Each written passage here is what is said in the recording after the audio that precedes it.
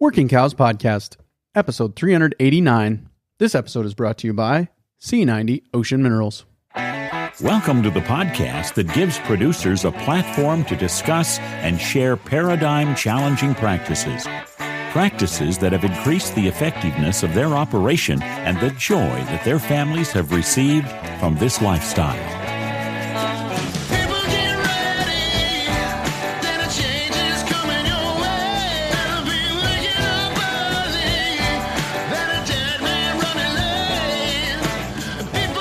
Howdy, everybody. This is Clay Conry, host of the Working Cows Podcast, recorded exclusively in the Understanding Ag Studios.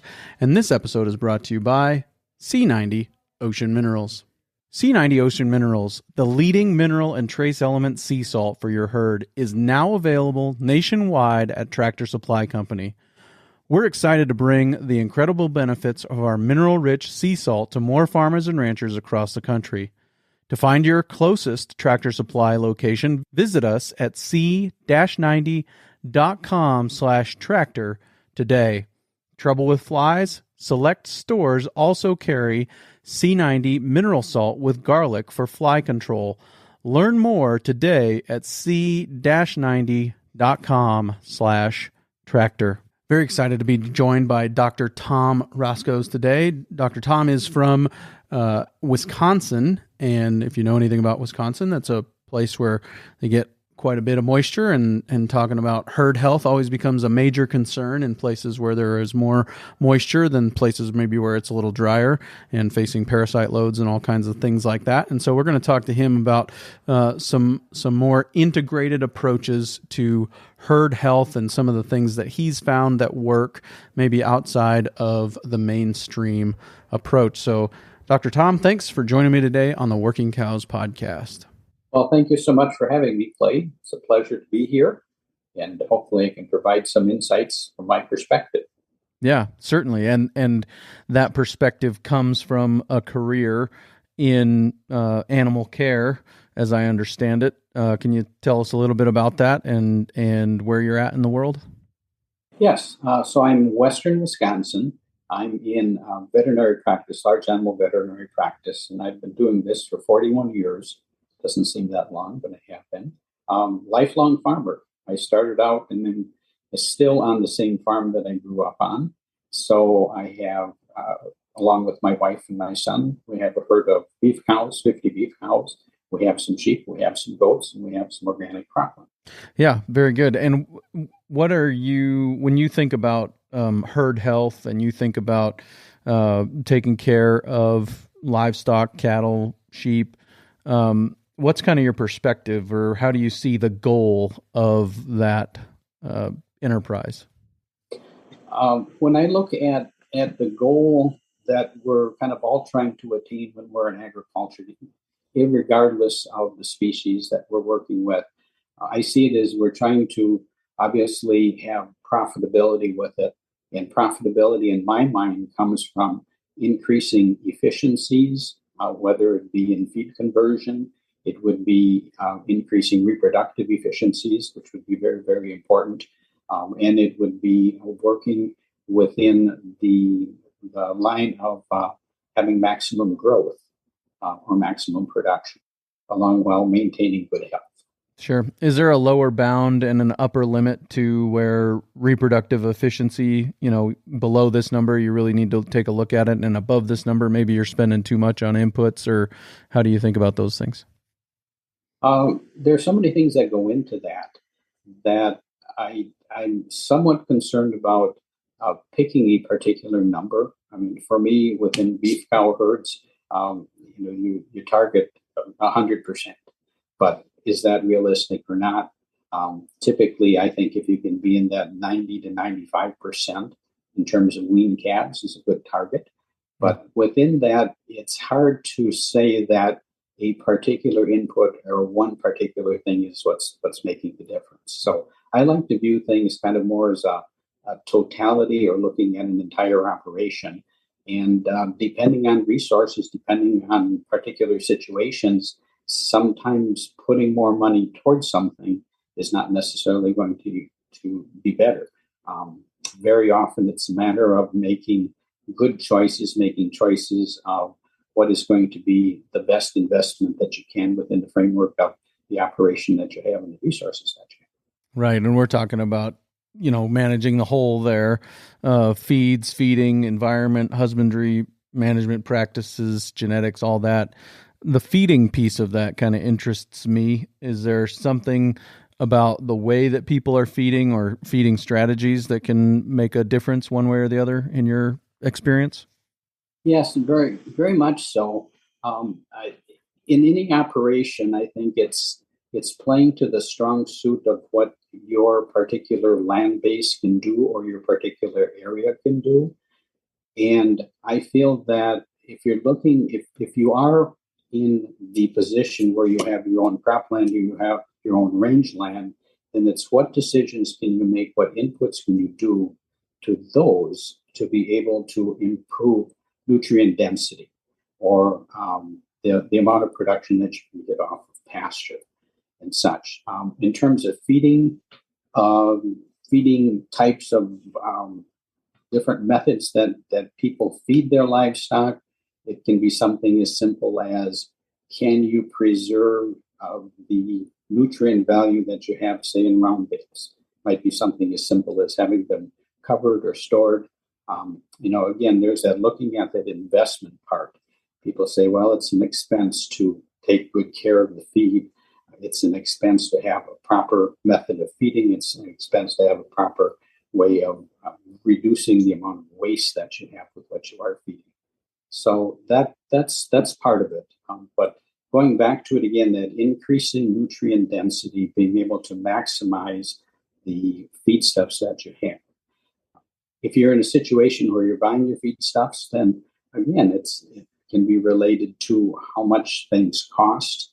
But again, quality matters. To be able to have products that are going into your livestock that's going to give you the best ability for them to thrive.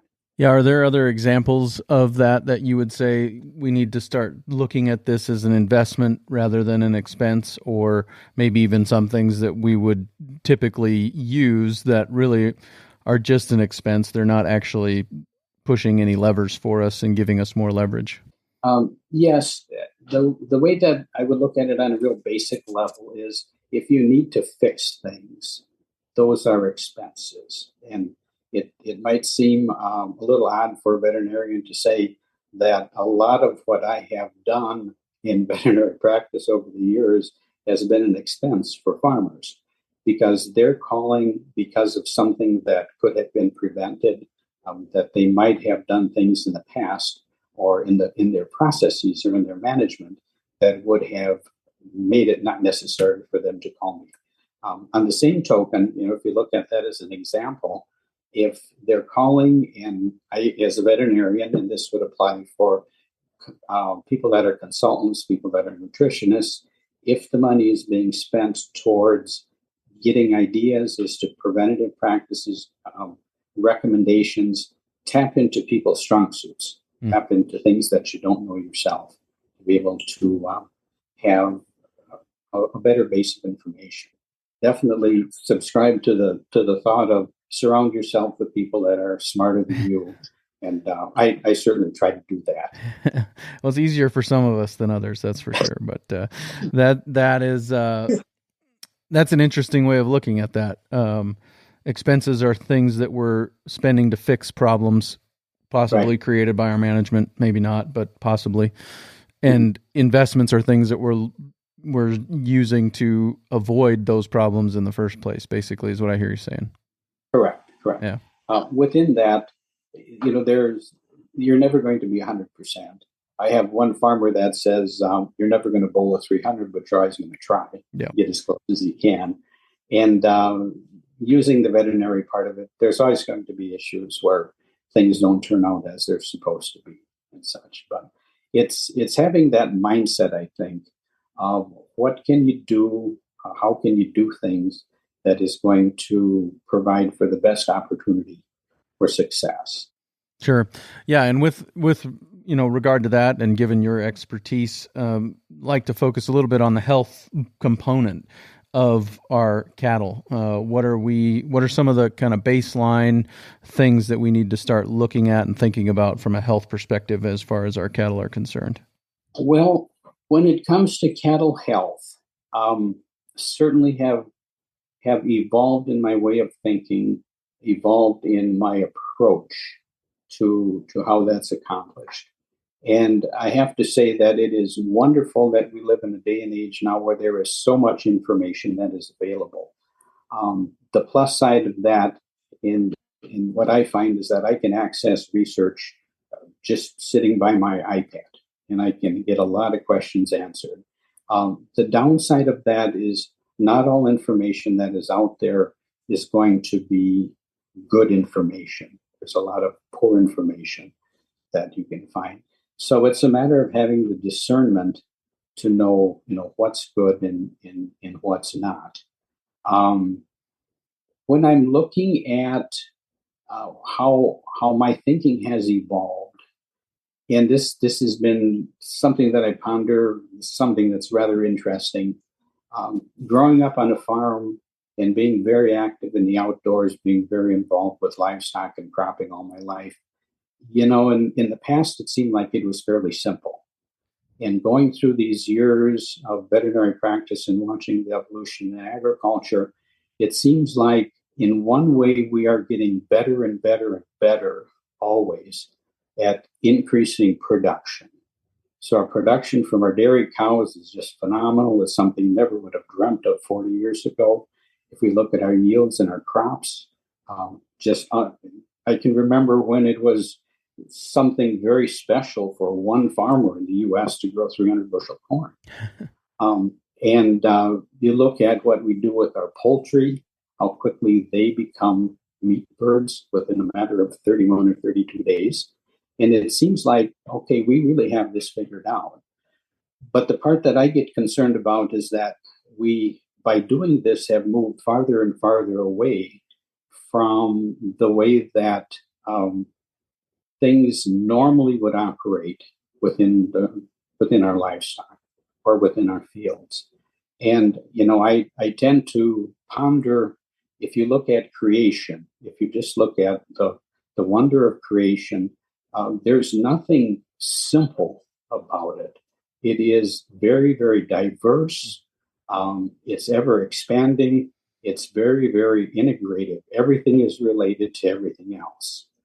And I just feel that we are coming to a point in time where, whether it's our animal health, probably more so when it's human health, that we are going to have that recognition that we need to take care of our animals, ourselves, our soils, and our environment differently than what we are now. And, it's like you say, it's paradoxical, because people can certainly make the argument that, well, how is this not working? Because we are so efficient right now. But I can also see where there will be a time, and hopefully it's people that have some of this awareness that can bring things back to what actually is a simpler way of doing things. Yeah. When we let the animals express themselves, right? When we let chickens be chickens and pigs be pigs and cows be cows, rather than trying to do all of that for them, there's a lot of, I think, unintended consequences on both sides of that. There's things that we don't know that they're capable of, that they do, and that then they give us a better end product, a more nutrient dense end product. And I think the opposite is true on the other end, that we get a less nutrient dense end product when we start to try and give them everything, when we start to provide everything for them, rather than letting them go out and select the things that their body is telling them they need in that moment. Is that too far out, or is that kind of what I hear you saying? That's very spot on. Yes, very spot on. There's an innate intelligence there that, given the opportunity, they will be able to make decisions what's best for them. Couple examples for that. And I think when we talk to our folks that have animals on range or have animals on pasture, That is in my opinion, a good example of things that have the potential to work well.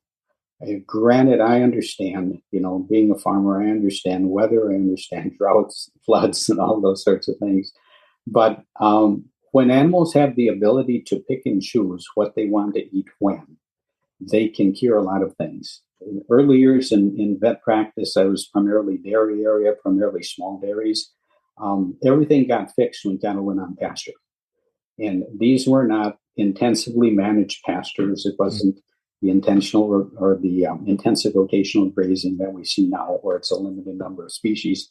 But these are pastures that were just out there, land that they couldn't crop, and it had every assortment of weed and grass and whatever out there. And these animals, they pick and choose what they want, and magically they end up in better health.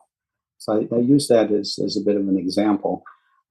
Within the framework of the way that we feed now, I guess where I've come to it is we most likely are not going to ever get back to that situation where we have our dairy cattle on 50 cow herds going out on pasture.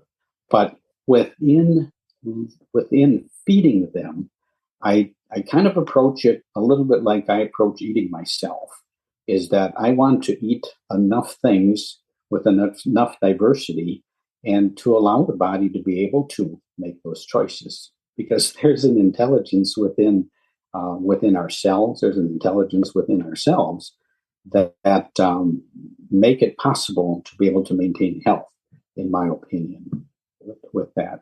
Yeah.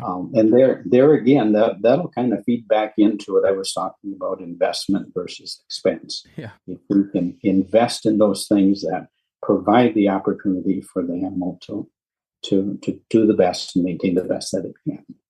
Let's take a quick break and hear a word from our sponsor today, C90 Ocean Minerals. C90 Ocean Minerals, the leading mineral and trace element sea salt for your herd, is now available nationwide at Tractor Supply Company. We're excited to bring the incredible benefits of our mineral-rich sea salt to more farmers and ranchers across the country. To find your closest Tractor Supply location, visit us at c-90.com/tractor today. Trouble with flies? Select stores also carry C90 mineral salt with garlic for fly control. Learn more today at c-90.com/tractor. Yeah, could you tell me a little bit about your evolution? You were kind of alluding to it earlier, about kind of where you were and where you are now and how you think about some of these things. Sure. Yeah, it's been interesting when you go to vet school, and this is back in the late 70s, early 80s anyway. Things have changed a bit, I know. But you're trained very, what I would use the word conventionally. You have the physiology, you have the pharmacology, and it is, okay, this is used to treat this. This is all you need to feed an animal, and this is all that they need. And as I've gone through practice, it was a little bit driven by farmers, by my clients. They started to get into the organic production paradigm. In Western Wisconsin, we have the home headquarters of Organic Valley, which is a very large dairy cooperative, an organic dairy cooperative. So I was faced with the challenge of, how do you take care of animals organically? Because it felt very much like I did not have the tools. I couldn't use the tools that I was accustomed to using. And so one can do one of two things. You either accept the challenge or else you back away from it. And I accepted the challenge and started to do research, started to see what works. Very often, as a veterinarian and as a farmer or rancher, you're using powers of observation. Okay, this works, this doesn't. Go from there. And I found that there's a lot of things, there were a lot of botanicals, a lot of products that I would have poo-pooed early years in practice that, oh my gosh, they work. They work. So very gratifying to be able to have that happen. But I took it the next step and thought, well, if it works on an organic dairy, let's just try it on conventional dairies. Mm. And the evolution from there was I sold way more organic products to conventional farmers than I did to the organic farmers, partly because the organic farmers had kind of embraced this notion of soil health, diversity, and reducing some of the negatives. And I had no problem with doing it both ways. So as that has gone on, and as there has been the drive now from consumers to have fewer things in their food or to be more aware of how their food is produced, how their animals are raised, that further drives it. So where I am at the moment is that I love to be able to incorporate all types of modalities for both feeding and for treatments, and with continued success. Um, that part about the consumer, I think as time goes on, that will be a driver in of itself.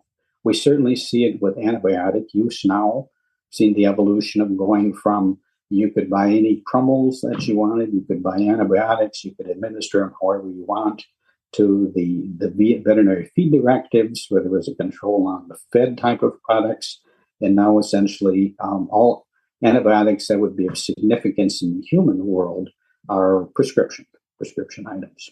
So, Right. And that's consumer driven. When we talk about livestock health, I've heard before that a lot of health for humans starts in the gut. Is it similar for livestock? Is that true in their case as well? That is very true. Yes. When you look at the immune system, and this is certainly something that as time has gone on, there's been more and more research, and there's more and more awareness of it. 70 to 80%, depending on what study you look at, is the estimate of the amount of immune function that is originating in the gut. And along with that, you think about the immune system in the gut, you think about all the things that go on in the gut. There is such a fascinating correlation between what goes on in the gut, the immune system in the gut, and the rest of the body. And kind of the foundation of that is the microbiome. That's a term that's tossed around a bit, and it's a really basic concept. If you just look at a microbiome as being kind of the sum total of all the microorganisms that are going to be in a particular environment. So you have a gut microbiome, you have a respiratory tract microbiome, you have a microbiome on your skin, and they're all going to be different, but they all talk to each other. So when you think about that, and as you kind of explore the different functions of that microbiome, it becomes apparent that we are really dealing with a lot of different microorganisms, heavily to the bacterial side. It's interesting to think about that, because when you look at the soil and you look at how many different organisms are there, and then you look at the seawater, you look at the ocean, it's just this complex of massive diversity in numbers of microorganisms. And you realize that all of that is connected. So kind of getting to the antibiotic part of it, when you look at like bacterial resistance to antibiotics, I used to have the notion of, well, how can that possibly happen, because there's no antibiotic residue in this meat? And so how would that affect antibiotic resistance in humans? But because of this vastly interconnected world of microorganisms, then that resistance pattern can be transferred through them. So I like to just kind of visualize in my mind of, okay, if I'm giving an antibiotic to this animal here, or more importantly, if these people are taking an antibiotic, that is going through the system. Say it's going through the soil, say it's going through the water. That's probably one of the biggest carriers, is just water sources. Getting back to convey that resistance. So I've kind of gone to the line of thinking of, and this is straying a bit from your original question, but to the line of thinking of, instead of being so concerned about disinfecting everything and how can we kill off these bacteria, they serve a really, really important purpose. And it's it's valuable to consider them as our friends and to take care of them as such. Mm. So, anyways, going back to the original question, yes, the immune system in the gut is so important, and there's a number of different things that go on in the gut, that correlation that's there. So you have the microbiome. Within the microbiome of, say, your gut, you have approximately 60%, in a good situation. 60% are going to be good bacteria, they'll be your probiotics. 40% are going to be ones that are more pathogenic or have the potential to cause disease. And this is a balance that the body is trying to maintain. That is being influenced a lot by, again, what is being consumed, whether it's a human or whether it's an animal, in other factors, other environmental factors also. But within the gut, part of what goes on is you have this exchange of nutrients coming from the inside of the gut into the body through the cell walls, the lining cells of the intestine. And with that, there's a couple main factors. One is there's a mucus layer that is being produced that basically protects those tender, those sensitive cells. Think of it like a layer of Vaseline. Within that mucus layer is where your probiotics interact with the immune cells. And that information is being sent to the brain, to the different organisms. Another thing that happens is that you have tight cell junctions. So people are familiar with the term leaky gut syndrome. What that refers to is that there's the inability of the cells to be adhered tightly to each other. So things from inside the gut have the ability to get into the bloodstream and cause all sorts of inflammatory issues. Mm. Yeah, no, that's very helpful. I've heard the term many times, but hadn't ever heard it quite defined that way. And so it kind of helps you understand what's going on there. I appreciate that. How can we influence these things positively? How can we make an investment to avoid those things? What are some of the things that you like to see people making a good regular practice in their operation to avoid the expenses by making the investments? When I look at, I guess there's two ways to approach it. One is, what positives can you put in? And number two, what negatives can you avoid? If we look at the negatives first, when we're talking about ruminants, in my opinion, the single biggest challenge to the gut biome and therefore to the immune system is acidosis. So as we make our ruminants more like pigs, where we're feeding them very high concentrate type diets, very low fiber, very low forage diets, that sets up a rumen pH that is going to be more acidic, would be a lower pH. And that has a profound effect on the diversity and the composition of the bacteria that are going to be in a microbiome.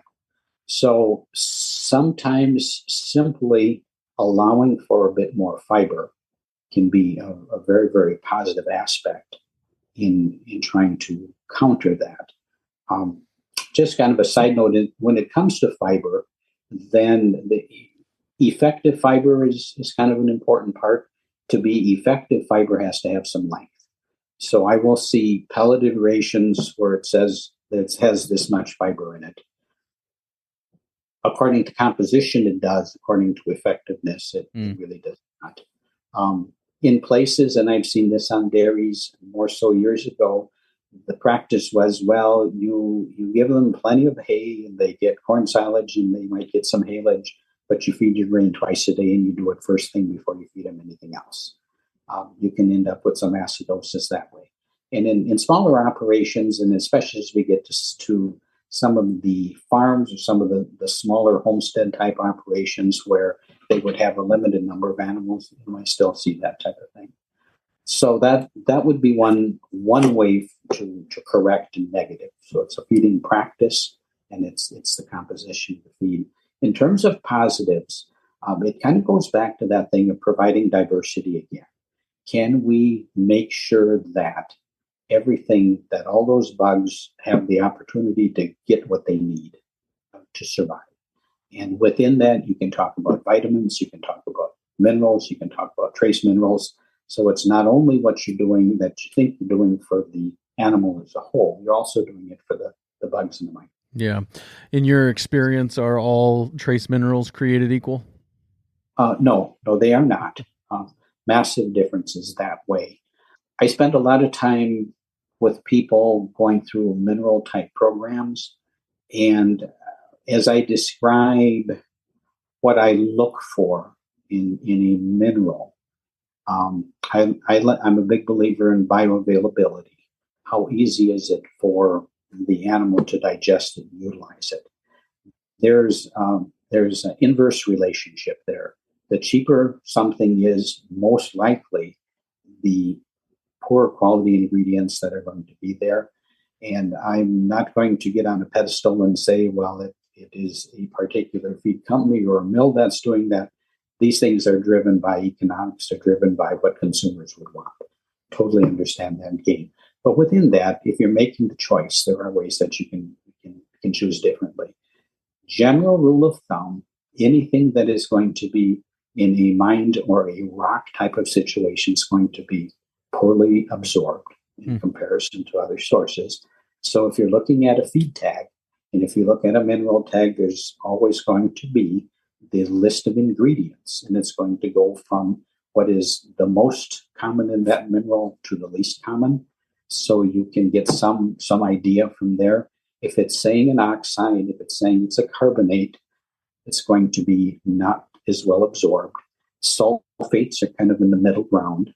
Those have fairly decent absorption rates. And then now there's been more and more forms that are being there that would be tied in with an amino acid, like a glycine. It might say a proteinate, might say amino acid complex, might say a carbohydrate complex. Those are going to be much more available. As a caveat to that, go ahead. When I look at minerals and trace minerals, then if it can come from a living organism source, I think it has even a greater bioavailability than the commercially prepared ones. So when I'm talking about that or thinking about that, in the organic world, one of the products that's out there is kelp. And kelp is essentially seaweed. And seaweed has things from the ocean in it. It's going to be selectively picking up minerals from that, but it's going to be in the matrix of the plant. Certainly, the simpler example of that is if you think about our crops. If our crops are growing in an environment that they have the trace minerals in it, I'm kind of referring to that because they'll have their own calcium and phosphorus type uptakes. But if you're looking at trace minerals, if it's in the soil, you have soil life, you will have it in your feeds.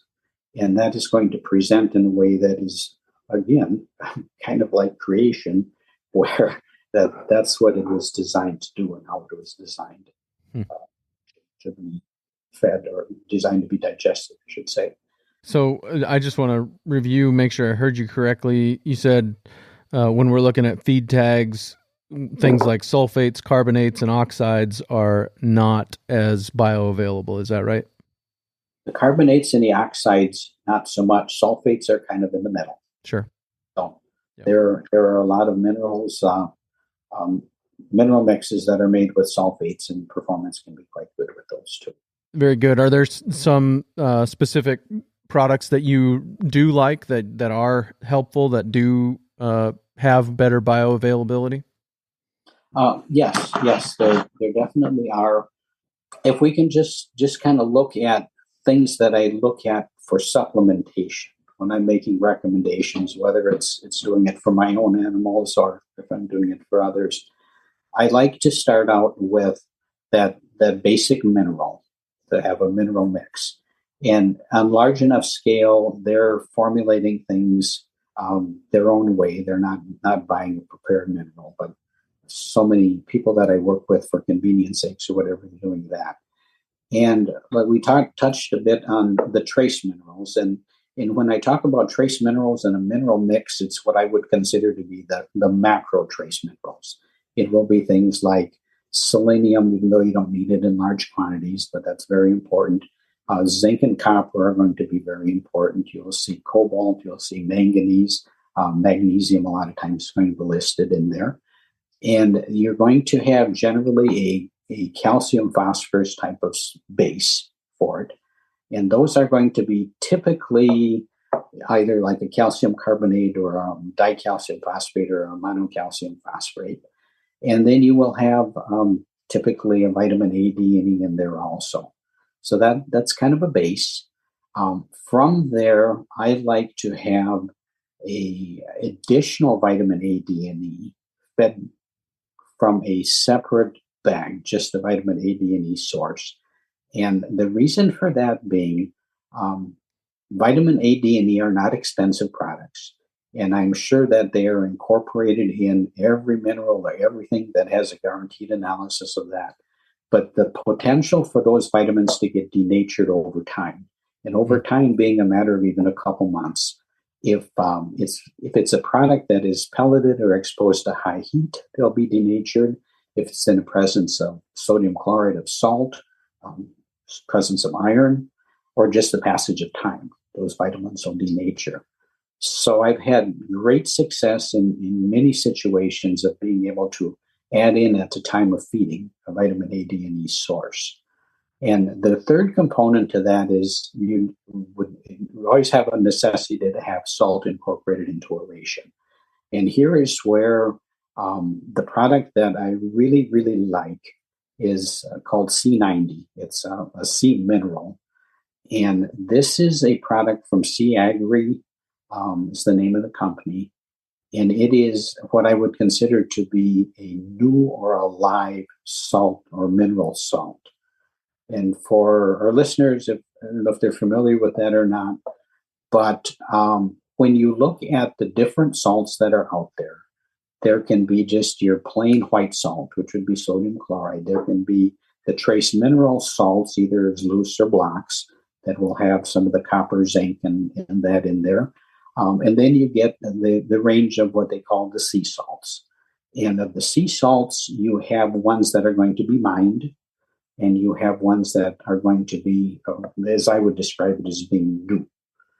And of those, C90 is one that I use, very commercially available, that would be the new sea salt. This salt is produced, as I have heard or I visited with the folks from the company, in the Sea of Cortez, which would be a little area between Baja Peninsula in Mexico, where there's seawater that's very, very rich in nutrients. It's warm water. There's some geological type activity that increases some of the trace minerals in there. And this salt is harvested essentially by having tide pools that are flooded, and the water just is evaporated by wind and sun, so that it's not exposed to any high heat. What really excites me about that, couple things. One is that it's in the order of 20% trace minerals, as compared to a lot of the other sea salts that would be out there. And it is very, very rich in biological activity. So if you look at all the bacteria and the algae and the protozoa and the fungi and the viruses that are there, a lot of these trace minerals are going to be incorporated within that. We've done this on our farm for probably 5 years. We use our little farm as a little test farm here, and have used it in practice and kind of in consulting around the country for 2 or 3 years here now. And that has just made a significant difference. It's kind of that concept again of you're providing everything that animal could want in terms of trace minerals. And when we talk about trace minerals, I didn't say this before, but just the importance of trace minerals in one of the important things is that they're part of enzymes. Enzymes run the bodies. And if you have the correct trace mineral to associate with to produce the correct enzyme, that is the most efficient way for processes to happen. Our bodies or our animals' bodies are so adaptable that if one pathway doesn't work, if you're missing a trace mineral, it'll try to do it another way. Instead of going point A to point B, it goes A to B to C.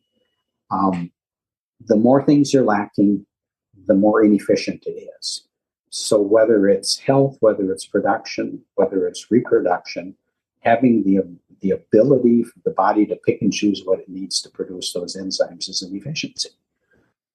And I definitely look at that one, even though the price might be a bit more, again, than what some of the other products would be.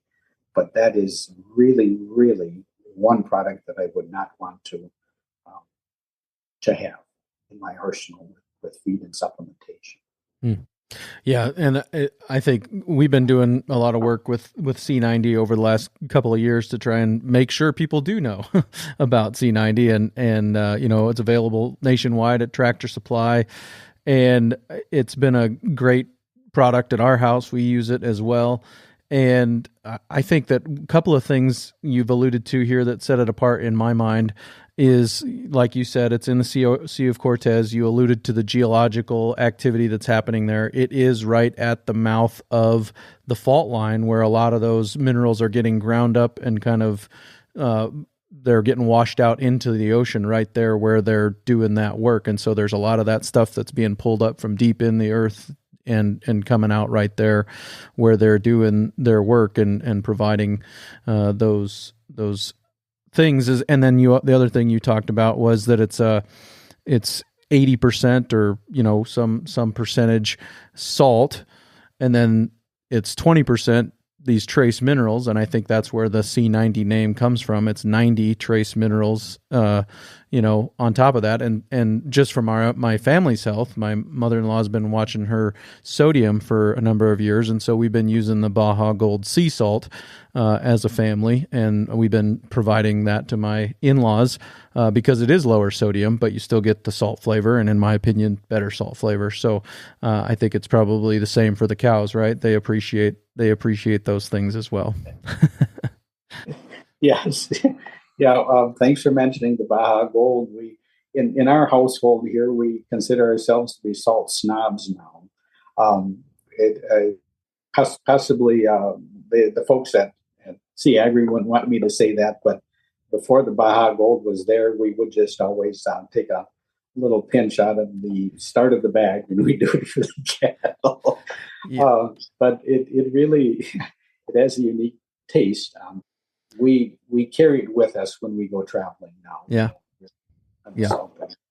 And it keeps getting better. The most recent shipment of Baja Gold sea salt I received was way more user friendly than the first stuff. I think it was easier in a grinder, and it worked and it flowed through the grinder well and all those things. It's my afternoon snack most days when I'm in the office is popcorn made with coconut oil and some Baja Gold sea salt on it. So that's my afternoon snack generally. But. That's good. There's another form of it now that is, and possibly you mentioned this before, that it's in a concentrated liquid form too. If people like to just be able to add it to a beverage or something. Yeah, I do in my house. I make Gatorade, homemade Gatorade, a little bit of honey, lemon, fresh squeezed lemon, and Baja Gold Ocean Power concentrate. That's what we do at our house when we're in the hot summer days out building fence or, whatever we're doing. That's a real good way to rehydrate, I think. And then we also do the brine water for our cattle. So we make Gatorade for our cows too, but I don't put any lemon or honey in theirs. It's probably as important to have those type of things in the house as it is for our livestock, for sure. You mentioned brine water there. That's something that really encourage people to do, especially when you have weaned animals, because that's the time when I can convince people to do that. And for people that aren't familiar with that, a brine tank is essentially just a water tank that has salt in it or has some form of salt in it. And again, the C90 is definitely my go-to. I know their recommendations are like roughly 6 pounds per 100 gallons of water. And for myself, call me a rebel or whatever, but I'll stick to about 2 pounds for for my brine tanks, and you always would have available water, another source too, just plain water available for them. But part of it's kind of cattle behavior. Is that if there's a tank there, there's something to ding with, and so they just can't help themselves to get over there and drink. And certainly for a lot of cattle that aren't familiar with a captive water source as opposed to a pond or a river or a stream, it's really important that they're able to gather around, because that's kind of the herd part of it.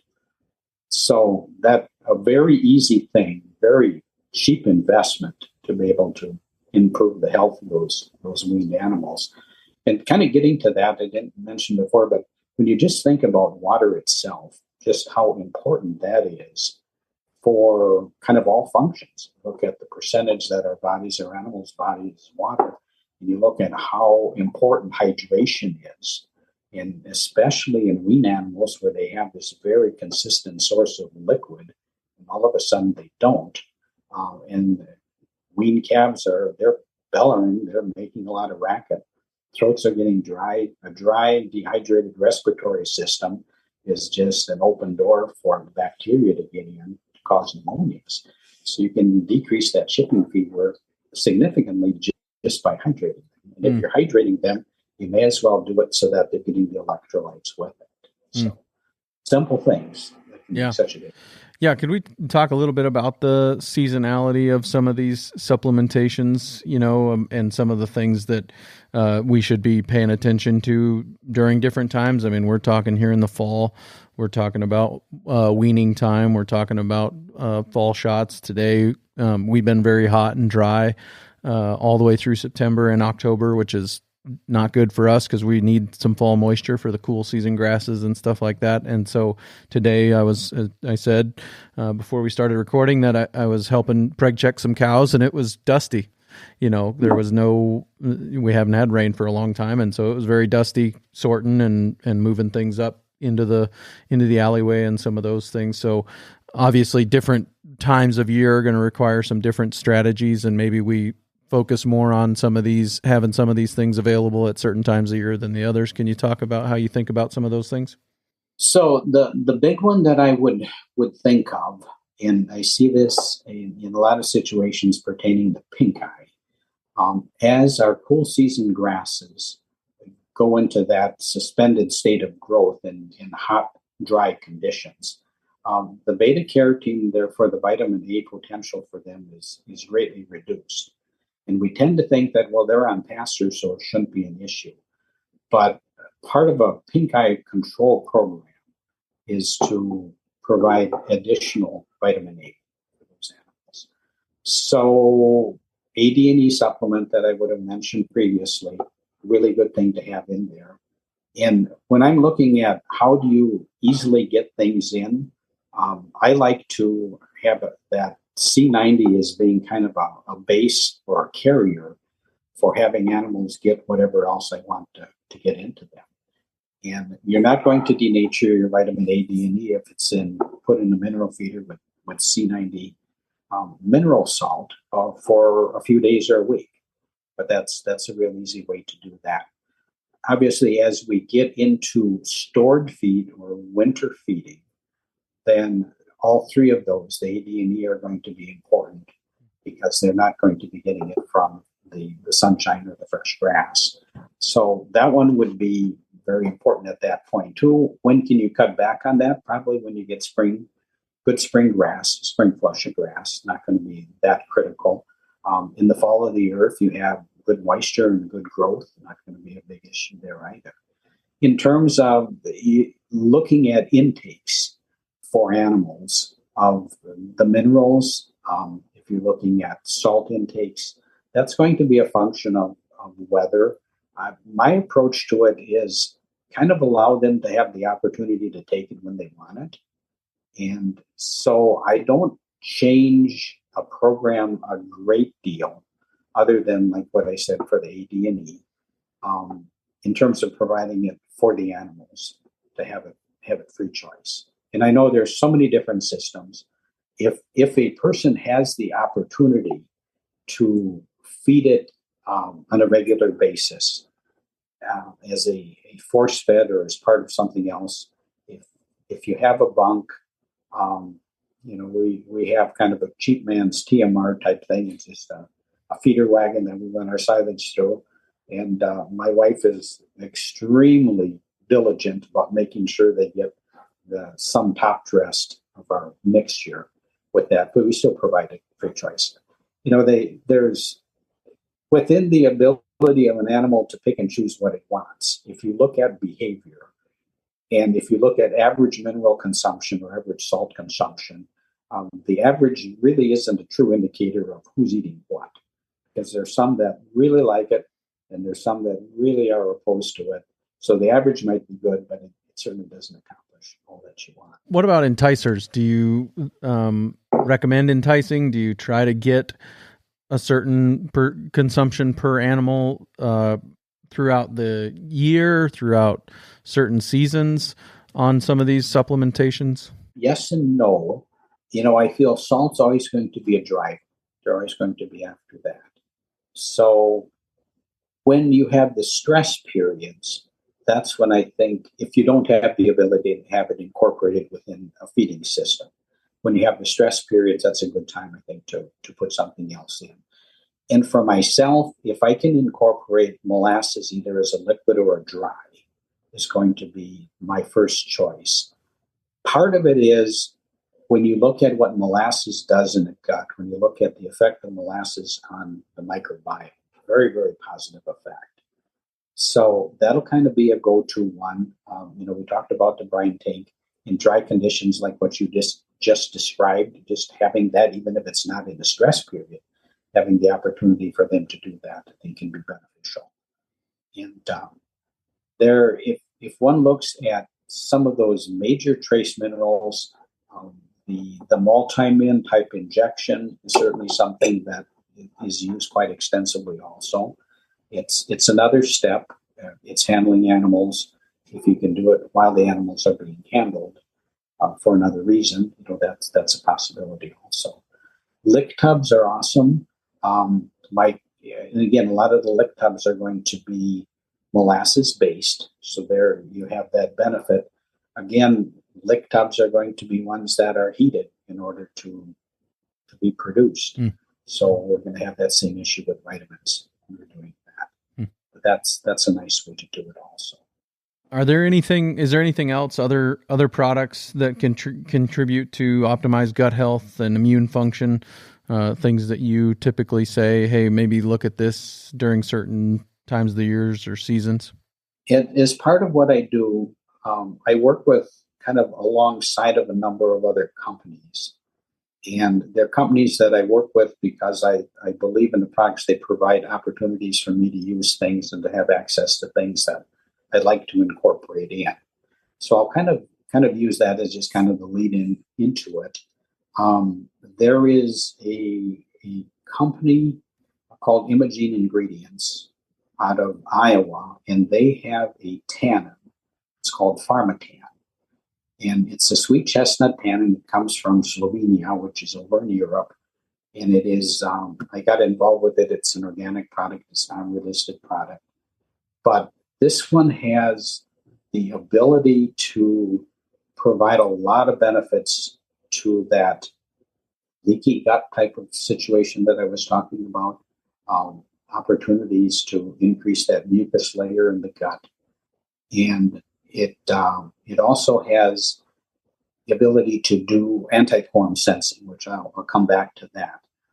But I've seen great reductions in the amount of calf scours that we have by feeding that product as part of this mix, going in, starting 3 months prior to the calving season, and then going a couple months after the bulk of the calving season is done. This one also has the ability to kind of improve protein utilization, and one of these things that's on the horizon, it does decrease the methane production that happens in the rumen. So it has some indications there also as time goes on. So I like to use that one. I work with another company. It's called Impro Products out of Iowa. And they have a colostral whey product that is rather unique and has a very profound effect on the immune system by being fed and being given orally. And how that works is it is the ability to modulate the immune system. So when we're talking about the immune system and we're talking about stimulating it, a stimulant means that it's going to kick it into a higher gear. Modulation means that it's going to do something that's appropriate for what's going on with the body, with the animal, with the immune system. And an example of that would be if you look at pneumonias. When you have a full-blown pneumonia going in a calf, and they have a hard time breathing, and they're just struggling to get air, and they can't breathe, so they're not going to eat, they're not going to drink. In conventional world, I would use a steroid to kind of knock back the immune system so that we don't get as much congestion, we don't have as much fluid that's accumulating in the lungs. In kind of the organic and the natural world, and again in parallel, some of these whey products can make a difference with that too. Incidentally, I do use some of that product in my brine tank at times also. I recommend that. And what's unique about the Impro particular company is that they have their own herd of cows. And they hyperimmunize individual cows with individual organisms so they can kind of custom tailor the whey products that are going to be most beneficial. I work with Dr. Paul's Labs, which is a national, actually an international company that produces kind of natural and organic product lines. And so we're able to utilize some of that, say, for natural deworming. There's kind of an increase in resistance of our parasites to some of the chemical type of warmers. So this provides an option even in conventional settings for people to be able to have some room control. And a lot of that is going to be going under the auspices of improving that gut health, making it easier for those animals to be able to resist reinfections or reinfestations. So those are some of the things that I will use. Certainly don't have the time to be able to go through individually on recommendations with that. Hopefully you'll be able to provide people with my contact information if they're more interested in learning about that. One thing that I have to throw in about is this quorum sensing, anti-quorum sensing. Yeah. And this one just fascinates me. So the way to describe that in simplistic terms, and perhaps you've covered this before in other podcasts, but what happens, we said that we have about 60% beneficial bacteria in the gut, and there's about 40% that could be potentially disease-causing. When you look at what those potentially disease-causing organisms do, is very often they're going to be normal inhabitants in our gut. They certainly will be normal inhabitants in our respiratory tract. And they send out signals, little molecular signals that say, hey, I'm over here. Why don't you come join me? So I use the example of in the gut, say you have some salmonella organisms, and there's one here, and there's one there, and there's one over there. They send these signals out. And that's called quorum sensing. And when these receptors get attached to the signals that are sent out, then they get together. And when they get together in sufficient quantities, then they will form what's called a biofilm, which is a protective structure that makes it difficult for anything natural or antibiotic to be able to get to them. And at that point, they can change pathogenicity, which means they can just be hanging out in the gut in this situation, and now all of a sudden they can produce a more pathogenic type of organism that can cause disease. So anti-quorum sensing just simply means that you are providing a product, and most of the time these are just natural products that are going to block that. So you still have, think of it like having a layer of insurance. You might have the organisms there, you might be stressing the animals, but there's one more thing that's preventing it from taking over and causing disease. Number of different products and botanicals that do that. Yeah. And it's really fun to watch how beneficial that can be. I appreciate that very much. The show notes page for today will be workingcows.net/380 9. So I'll have links to some of the stuff we've talked about today, links also to Dr. Tom's contact information if you want to reach out to him, talk a little bit more about some of these other products. But as I said earlier, C90 Ocean Minerals available nationwide, right for herds of any size. We use it at our house and just a small flock of sheep and some milk cows and horses and all that. So very good. Appreciate the time that you have given us today. Have we missed anything or glossed over anything that needs to be said here before we let you go? With regards to the C90 observations that I've had, and for people that are making a transition from the source that they have now for a salt mineral to C90, what I have seen in practice is initially consumption can go up. So the scenario is people will start with C90 and they realize that it might be a bit more pricey. They might not understand investment versus expense.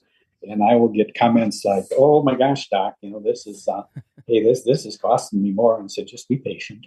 And then after the animals have kind of satiated whatever need they're trying to fill, the consumption will go down to be less than what it is with whatever source they were using before. Yep, I have absolutely seen that. Multiple herds now. We do custom grazing in the summer, and so we bring in outside cattle during the growing season. And the first 2 weeks that those herds are there, we're going through a lot of salt. And then they kind of get balanced out, like you said, and they'll slow down quite a bit. And then, I think during some of those later summer times when it's hot and dry and stressed and there's some stress and some of those things, some of the nutrient availability isn't coming from the plants like it was, they'll go back to it. And we've seen that for sure as well in our experience. But yeah, you might as well just take 1 or 2 bags out with you every time you go to move the cows, because they're going to eat them both for the first couple weeks anyways. So yep, definitely see that. One other thing I would mention, a relatively new product, C90 has a block now that has the Pharmatan in it. Mm. And that is one that I would have been involved with the testing initially. And that is a very nice way to be able to incorporate both of those products in a convenient block form also. So be aware of that part of it also. Very good. Yeah, I appreciate that. And even though it isn't my forte or my department, but to be able to get that product out in the fields or on the pastures to increase that nutrient density. And it's always that thought of how can we be more diverse? How can we follow creation as opposed to resisting the diversity that's out there? Yep. It's a very important part. Partner with nature, work in synchrony with nature as God designed it, as Understanding Ag would say, working in synchrony with nature. That's the goal, rather than looking at it as something that's an antagonist towards us, right? Yes, very well said. Very well put. All right. Well, Dr. Tom, I thank you so much for your time today. I really appreciate it. Thank you for allowing me to have this format to be able to visit with you. It's been a pleasure. Very good stuff there with Dr. Tom. Really appreciate his time today and just making that connection, and look forward to maybe future conversations with him about other tactics that he has used successfully over the years for integrated herd health approaches. Coming your way real soon on another episode of the Working Cows podcast, we'll be talking to John Moody, and we're going to talk to John about fighting mandatory radio frequency ID, RFID. And John's just a real enjoyable guy to talk to, kind of a touchy subject, but fun to talk to, and really look forward to sharing that conversation with you coming your way real soon on another episode of the Working Cows podcast. We'll see you then. We invite you to visit workingcows.net to subscribe to the show via iTunes or Stitcher. You'll also find detailed show notes pages, resources from our guests, and the industry leaders who have influenced them. For more ideas on putting your cows to work for you in a more profitable way, tune in next week.